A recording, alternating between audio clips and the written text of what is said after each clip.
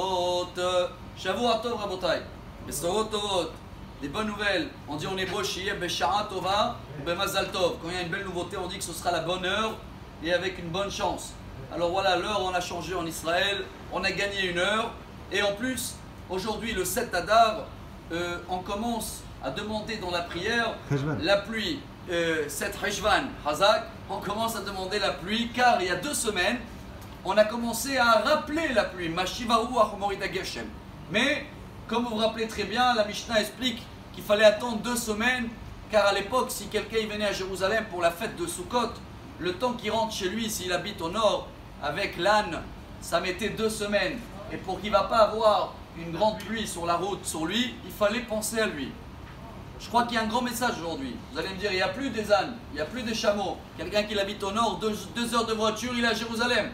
Alors pourquoi encore attendre et patienter avec la demande de la pluie? Ce qui également amène à la raison que dehors d'Israël, ils attendent encore beaucoup de jours. 60 jours après Simchat Torah, bon là-bas ils ont beaucoup de pluie, donc eux ils attendent un petit peu. Chers amis, je crois que la réponse elle est peut-être dans les mots. Jusqu'à aujourd'hui on était dans Barechenu, à partir d'aujourd'hui on est Barech Alenu. C'est vrai que certains ils disent le même texte toute l'année, ils rajoutent que Veten Talu Matar. Mais quand tu dis en hébreu Barechenu, bénis-moi par rapport à mon mérite. Mais quand tu dis Barech Alenu, ça devient comme un parapluie. Ça veut dire que toi tu mérites et ton voisin il mérite pas ou pas. Dès que tu as un parapluie sur toi, vous êtes couverts tous les deux. C'est peut-être un grand message qu'on va passer entre la semaine de Noah avec le déluge et maintenant l'histoire d'Abraham. On a comparé ça à quelqu'un qui rentre dans une pièce et il fait très froid. Il y a 2 solutions pour se chauffer. Ou tu vas mettre un blouson, ou tu vas allumer le chauffage. Et bien jusqu'à aujourd'hui, voilà, chacun, il pensait à lui, il mettait le blouson, c'est bien, toi t'as chaud.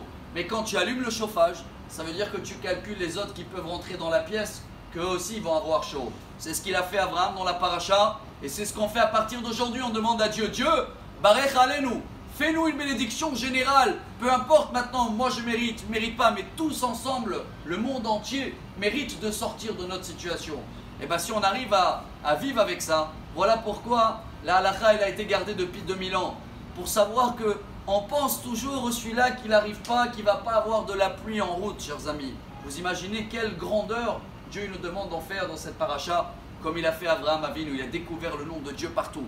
Alors maintenant avec la nouvelle heure et la nouvelle demande de la pluie, on va essayer tous ensemble de rentrer dans le même parapluie, de penser plus à les autres, de donner, de voir chacun autour de nous qu'il a besoin de l'aide. Et comme ça, Bezrat Hashem, on va passer très très vite dans le chemin qui nous amène vers Mashiach. Excellente semaine. Amar Rabbi Elazar.